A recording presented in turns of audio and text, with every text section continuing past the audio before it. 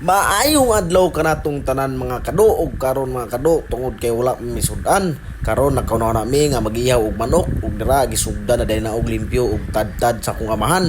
Ug dire ra pud ko ni bilib ni akong amahan kay pag-ingon ako nga magihaw tag manok. Wa siya problema ni dakop dahil siya manok. Ug dire kay nahuman naman og tadtad mga kado gay nahinay na pud ko og hiwa sa mga lamas. Ug dire gisugdan na akong tirada ning manok mga kado. Ako mo'y muluto ani mga do. Gipaabot na lang nako ug mainit nga tuang rice cooker nga matong gamiton og luto ani manok. Ug sa dihang paglantaw nako nga medyo init naman diha nakauna-una nako nga may nani butangan og mantika.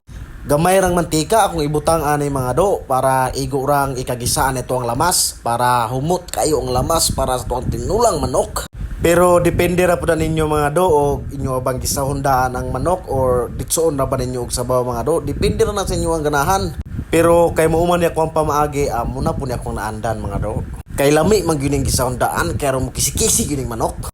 Ug dira sa inyong nakita, ato nang ginahinay glunod ni lamas mga kado ug ato nang ginahinay og glunod kay medyo sakit kayo ug mapitlaan ta ning mantika.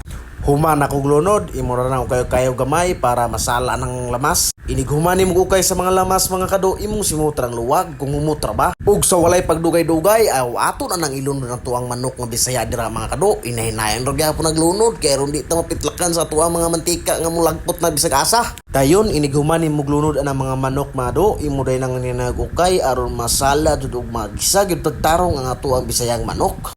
Ayuhon ra nimo nagukay mga kado aron lami kay nato ang Bisayang manok. Dira gisimutan na po ng luwag Inig ka humagisa, imo din ng lundan og tubig para pagpaabot na lang tagmubukal. Nibukal naman lagi niyo. Baling dali ra day kay ni mga kado. Nibukal naman sa dayon kana ato nang pabuton nga malata mga kado.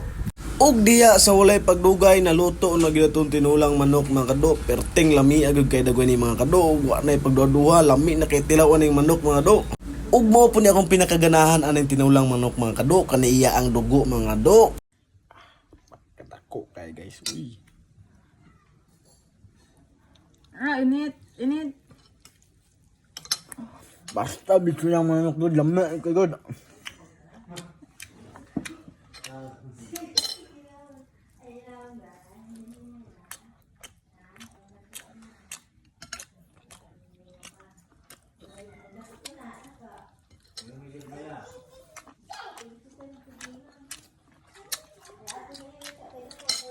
Ug ato pong tinawan ang sabaw guys, kaya lamig kini sabaw.